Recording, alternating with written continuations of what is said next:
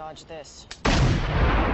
This is Sparta! I have an army. We have a Hulk. Say hello to my little friend! Say what again? I want to make him an offer again.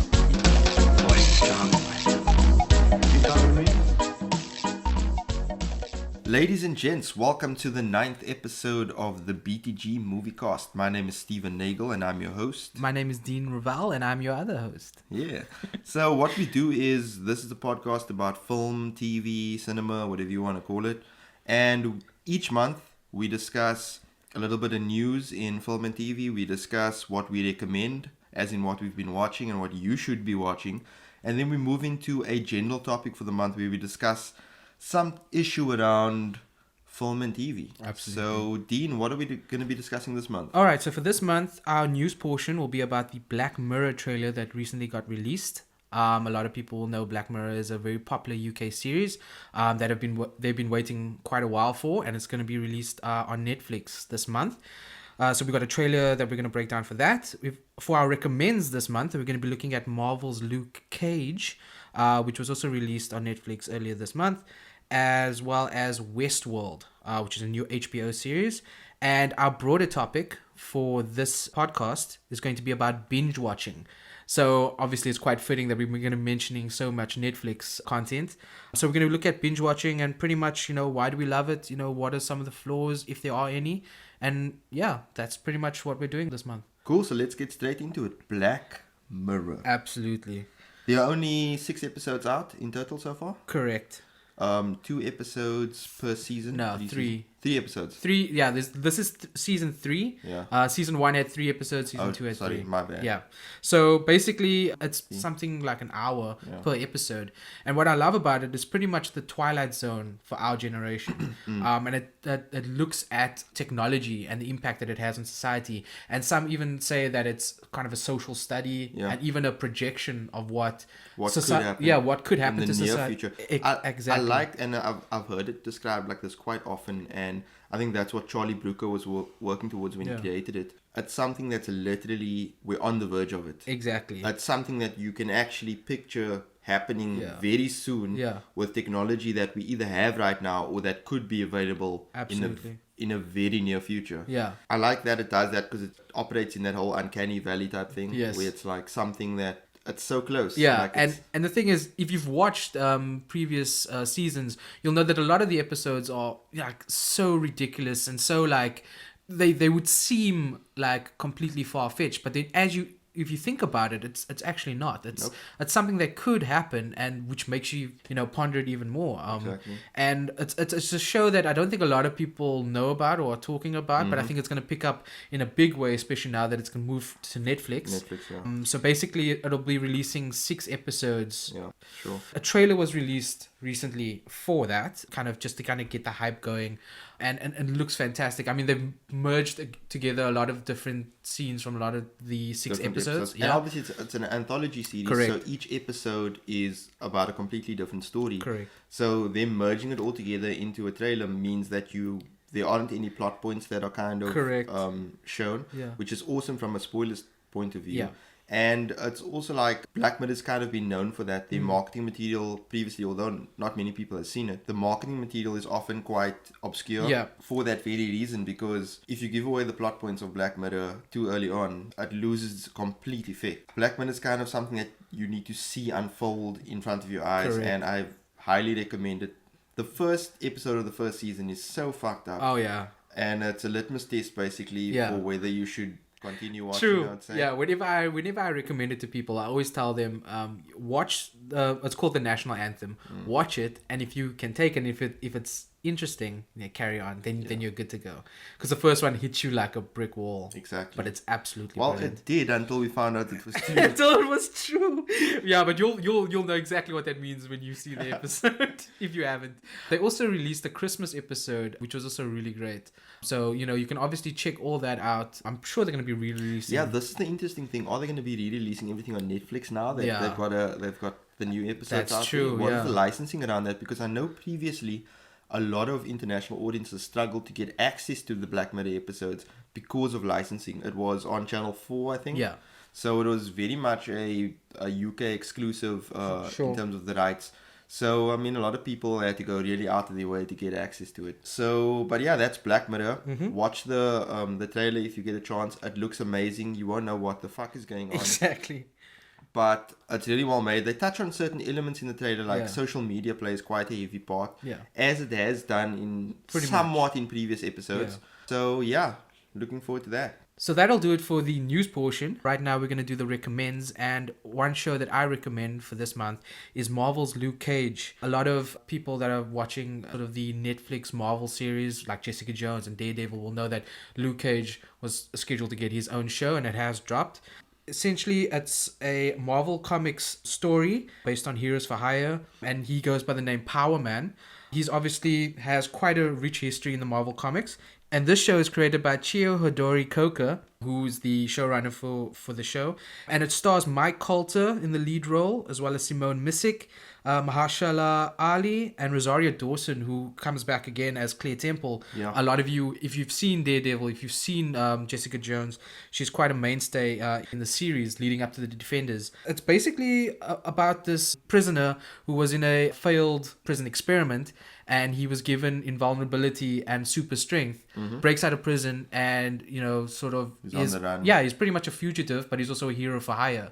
So he kind of looks out for the little guy. And I compare this to kind of like Shaft, if Shaft was like Bulletproof. I love the feel of the show. I like that. It's got that whole kind of blaxploitation feel to it. It's very much ingrained in the whole Harlem kind of culture, and, you know, hip hop. The music plays a huge part in not only the soundtrack, but also just kind of the culture within the show as well. Even jazz as well. Absolutely. And also Method Man from the Wu-Tang Clan makes a cameo appearance, which you would have seen in one of the trailers as well. I think it's a great show. I'm really impressed with the villain Cottonmouth. I think he's one that really stood out for me. He has a really good sort of rapport and on-screen chemistry with Mike Colter, who plays Luke Cage. Yeah. So yeah, I think it's a fantastic show, and I definitely recommend it. I'm going to keep this as spoiler-free as possible, because I know that even though we've watched the season in its entirety, as of the time of recording this, it's only been out for just over a week. Yeah. So we're going to be a little bit considerate here, but I definitely recommend it for those who are interested in it. Cool, yeah, just some thoughts that I had on Luke Cage. Like, I love the fact that the vibe and that it's black, you know what I mean? Yeah. It's not this construction. It feels like, you know, these are black people living in their neighborhood. Yeah. And, you know, it feels real, like from the music, from the way people talk, from the way people interact with one another. It's so brilliant. It feels real. It does. And yet there's this kind of supernatural element to it. And like Dean said, music, pretty awesome. Yeah. Like across the board. I definitely want to go out and get the soundtrack. Not even sure if it's available yet. Probably not, yeah. But yeah, keen on that. Luke Cage, you can catch all 13 episodes on Netflix, streaming on Netflix, and it actually broke Netflix. Yeah, it did. Yeah, as Luke Cage would do. So Netflix went down for like, I think, a few hours on the Saturday after it was released. Yeah. It was released on the Friday. Yeah. And the Saturday Netflix was down. Yeah. Because the show was so popular. Exactly. So yeah, check So that that out. tells you everything you need to know. Go check it out, please, if you haven't done so already. That's Luke Cage. Enjoy. Cool. Then we're moving on to our following recommendation from my side. Westworld. Co-created by Jonathan Nolan and Lisa Joy Nolan. Also executive produced by J.J. Abrams. So our man has got his finger in every pie. So the show stars Evan Rachel Wood, Anthony Hopkins, James Marsden, Ed Harris, Jeffrey Wright, and Tandy Newton. Star-studded. Yes, or Thundy Newton, as some American people say, because they don't know shit. So.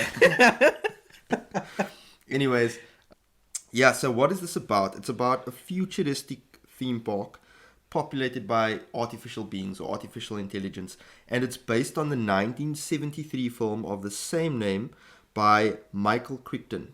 So basically, if you don't want to get too spoiled about how things pan out, don't read up on that film, the original film.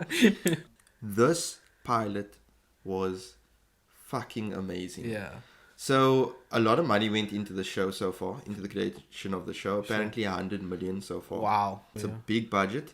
And HBO is betting a lot on this because obviously Game of Thrones is coming to an end in about 2 years' time. Sure. So they need to push something else that's going to be their flagship. And they've decided to go the sci-fi route with Westworld. Yeah. This show had one of the strongest pilots I've seen in years. Yeah. It had everything. It had intrigue. It had just the right amount of exposition. Yeah. But not throwing out everything right from the start. So it gives you some exposition so that you can kind of feel like, okay, I'm latching on. Yeah. But it's still leaving you in the dark about certain elements. My word, the acting. The acting is brilliant. Not even just the core cast. So obviously there are artificial beings in this thing. So people that are acting as artificial intelligence. Yeah. My word. There's a guy that plays, I don't know what the actor's name is. Dolores. No. Oh, no, the actor. He plays Dolores' His father. Yeah. My word, this dude. I'll add it in the notes to the podcast. This guy's performance. Yeah. It made me stop and stare. Like I watched the pilot twice, and the way this guy does AI and the way he switches between different moods and things. Yeah, it's uncanny. It actually makes your skin crawl to watch that performance. Even if you're not a sci-fi fan. Yeah. I recommend you check this out. Yeah. What they've done is they've taken a kick-ass showrunner team, a kick-ass star-studded cast, and they've written it so well that it can be a good gateway for audiences that are not regularly into sci-fi. Yeah. So I think the same way Game of Thrones opened up the door to fantasy for a lot of people, like people who never watched like Lord of the Rings or other fantasy, or like didn't play Dungeons and Dragons or whatever. Yeah. Westworld is doing that for sci-fi. Some people say, Lost kind of did that. Yeah. But I think this is kind of like the 2016 reboot of doing that. I would say that. So yeah, that's Westworld. It's now on HBO. As of the time of recording this, I think it's only been 2 episodes out. The second episode was actually released earlier on HBO Go, HBO Now, whatever. Yeah. So that's out. 2 episodes out so far. Yeah. The official airing date for episode 2 is this Sunday. But yeah, it's been released ahead of time. So yeah, that's our recommendations. That's Luke Cage and Westworld. Check it out, guys. Absolutely.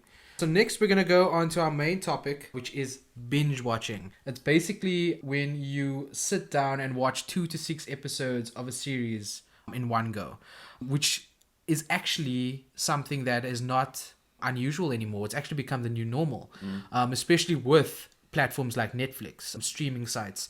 You're able to actually consume a lot more episodes of one series. And what's great about Netflix is that when a season drops, it drops entirely. It's not that weekly episodic thing. Like, for instance, Luke Cage, we got to watch 13 episodes within a week. Yeah. Which is fantastic. So, or in a weekend if you want to. Or even in a weekend if you're that committed to it. You know what I mean? Because 2 to 6 episodes is kind of the benchmark. The average, yeah. But I know people personally who would watch like hours and hours and hours. Yeah. So yeah, that's pretty much what binge watching is. And Netflix, which is obviously quite synonymous with the binge watching culture, they actually did a survey and they said that 70% of their users actually binge watch their shows, which is quite high. Yeah. I mean, remember Netflix, they're a streaming site, but you don't have to binge watch everything. But the thing is, the way that we are, and what we're being given right now, it's almost hand in hand. If you're given the episodes and you're invested in the series, or if it's something that you're latching onto, you're gonna want to watch it all. Sure. So it's taken kind of culture by storm now. 73% of viewers on Netflix say that it's a positive experience. Yeah. Whereas like 79% of users actually say that it makes the show better to actually binge watch it.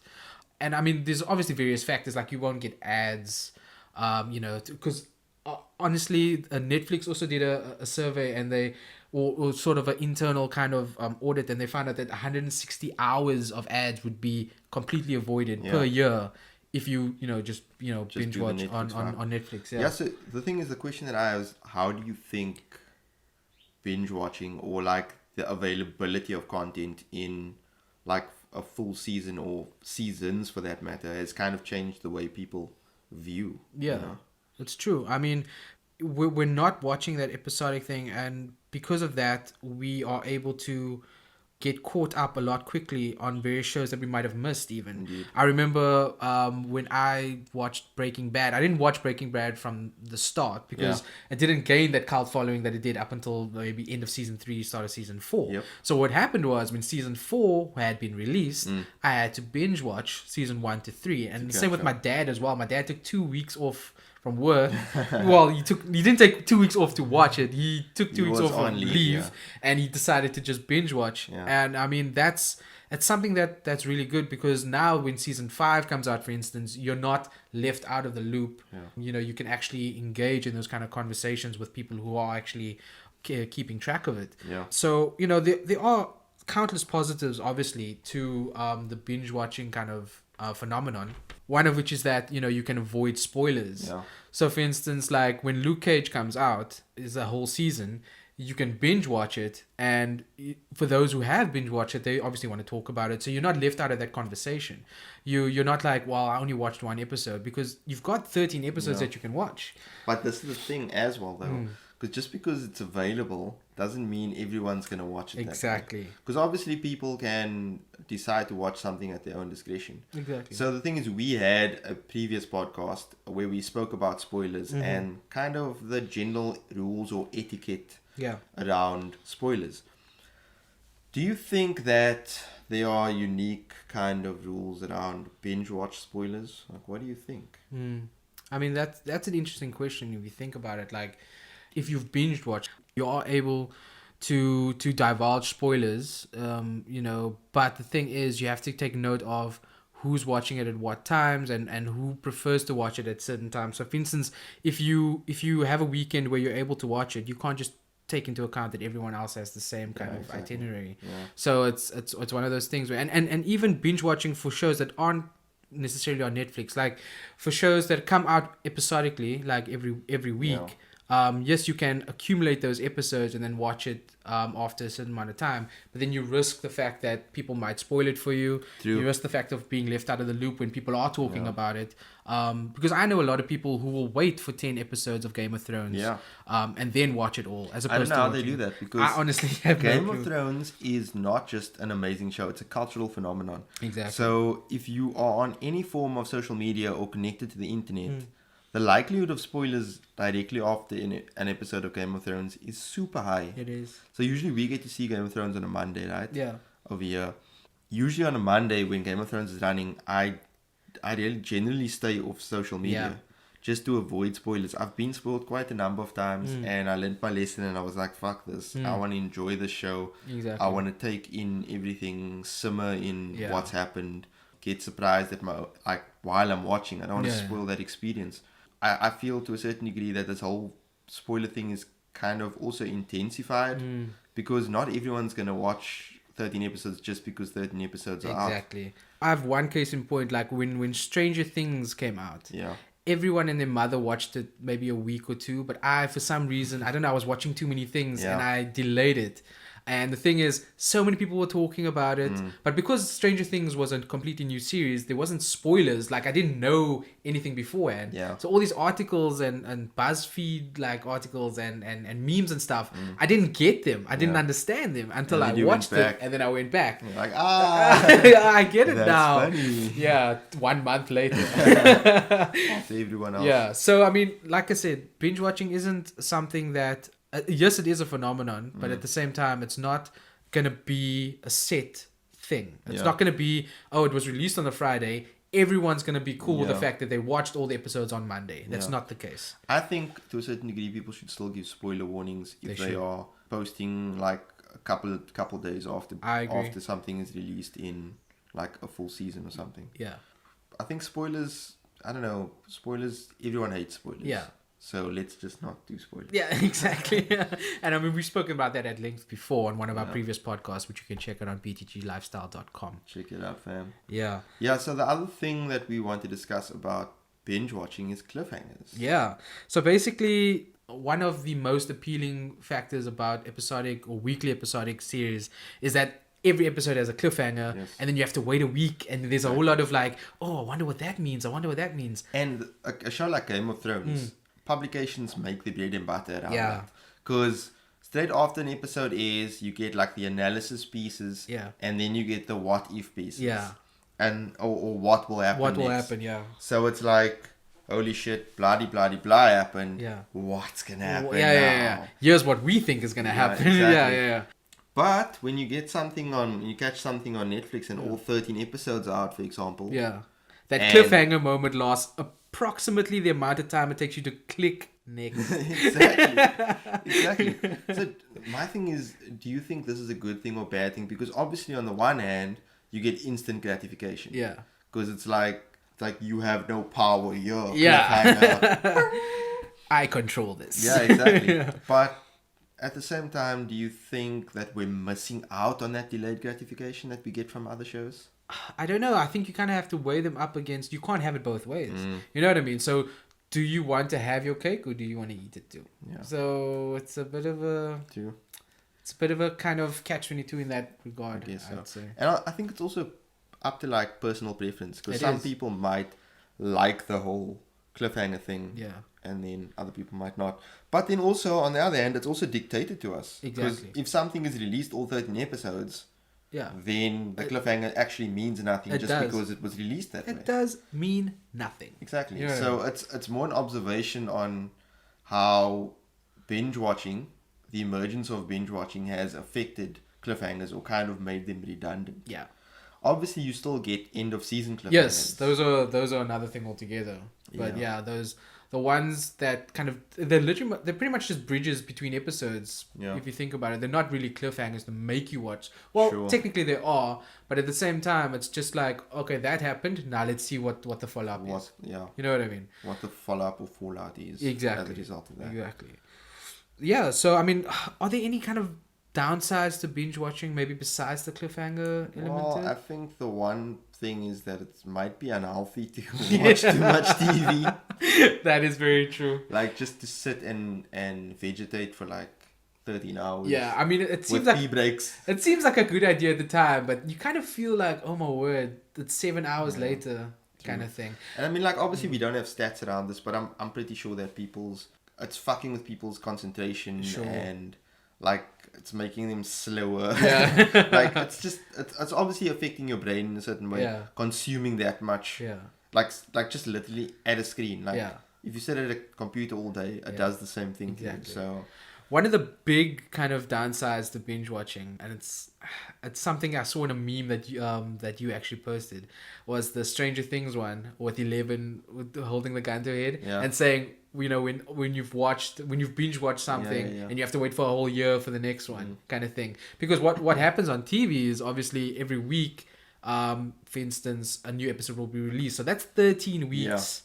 Which is equivalent to, let's say, almost 4 months. Yeah. So that would have been 4 months of you watching something, as opposed to now 4 days maybe of you watching something, and now you have an equally longer, or you pretty much have a calendar year maybe to wait for the second season. Whereas if you had longer than that, if it's Sherlock. Yeah, exactly. If it's Sherlock, you might even have grandkids and Yeah. get to the next season. So True.